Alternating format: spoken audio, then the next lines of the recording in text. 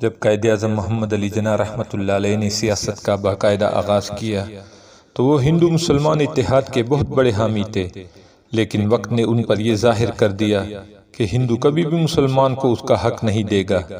تبھی وہ مسلم لیگ میں شامل ہوئے اور مسلمانوں کی ایک الگ مملکت کے قیام کے مطالبے پر قائم رہے۔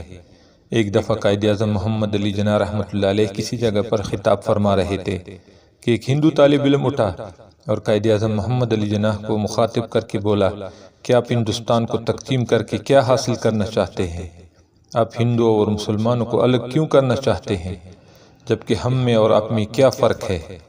یہ سوال سن کر قائد اعظم محمد علی جناح کچھ ٹائم خاموش رہے تو ہندو طالب علموں نے جملہ بازی شروع کر دی کہ مسلمانوں کے عظیم لیڈر کے پاس ایک عام ہندو طالب علم کے سوال کا جواب نہیں ہے۔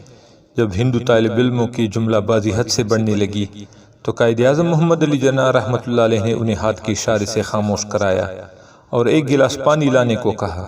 پھر اس پانی کی گلاس سے آپ نے چند گھونٹ پانی پیا اور وہ گلاس ہندو طالب علم کی طرف بڑھا دیا اور اسے پانی پینے کے لیے کہا، لیکن ہندو طالب علم نے قائد اعظم محمد علی جناح کی بات ماننے سے انکار کر دیا۔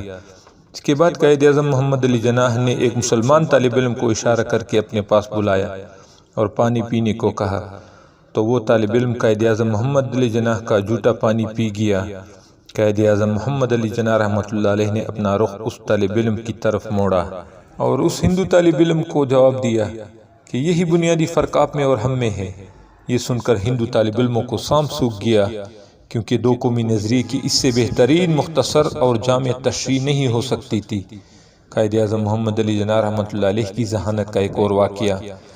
قائد اعظم محمد علی جناح جب بھی ریل کے ذریعے سفر کرتے تھے تو وہ فرسٹ کلاس میں سفر کرتے اور اپنے لیے 2 برتھ مخصوص کروایا کرتے تھے۔ کسی نے ان پر اعتراض کیا کہ جب ہندوؤں کے لیڈر گاندھی سفر کرتے ہیں تو وہ 3rd کلاس ڈبے میں سفر کرتے ہیں، جبکہ آپ ہمیشہ فرسٹ کلاس کو ترجیح دیتے ہیں۔ قائد اعظم محمد علی جناح رحمۃ اللہ علیہ نے برجستہ جواب دیا کہ گاندھی جب بھی سفر کرتے ہیں ان کا خرچہ کانگریس اٹھاتی ہے، جبکہ میں اپنی جیب سے ٹکٹ خرید کر اپنے منزل مقصود تک پہنچتا ہوں۔ اس کے بعد قائد اعظم محمد علی جناح رحمۃ اللہ علیہ نے 2 سیٹیں بک کرانے کی ایک دلچسپ وجہ بتائی۔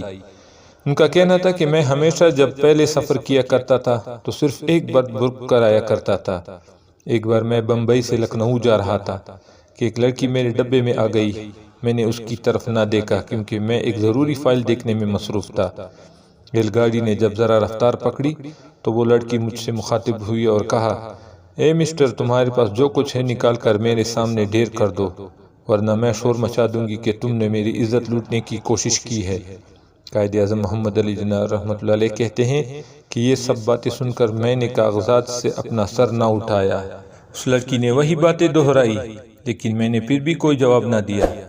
اس لڑکی نے پھر مایوس ہو کر جب مجھے اپنے ہاتھوں سے جھنجھوڑا تو میں نے سر اٹھایا، اپنے کانوں پر ہاتھ رکھ کر اشارہ کیا کہ میں دونوں کانوں سے بہرا ہوں، مجھے سنائی نہیں دیتا، تو نے جو بات کہنی ہے لکھ کر دے دو۔ اس لڑکی نے اپنی دھمکی کاغذ پر لکھ کر دے دی تو آپ نے اٹھ کر ریل گاڑی کی زنجیر کھینچی۔ گاڑی رکنے پر جب گارڈ آپ کے ڈبے میں آئے تو آپ نے وہ کاغذ ان کے حوالے کرتے ہوئے سارا ماجرا بیان کر دیا اور پھر اس لڑکی کو گرفتار کر لیا گیا۔ قائد اعظم محمد علی جناح رحمۃ اللہ علیہ کہتے ہیں کہ اس واقعے کے بعد جب بھی میں نے ریل کا سفر کیا تو ہمیشہ 2 برتھ بک کرائی۔ قائد اعظم محمد علی جناح رحمۃ اللہ علیہ وہ عظیم شخصیت ہیں جو اپنی وفات کے بعد بھی زندہ باد کہلاتے ہیں۔